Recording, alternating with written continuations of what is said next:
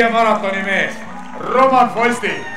Nii palju ilusaid hetki pakkunud Romka meile tiitlivõistlustel, olümpiamängudel, maailmameistrivõistlustel, erinevatel rahvusvahelistel maratonidel, alati särav ja sädelev, tagasihoidlik, rõõmsameelne mees.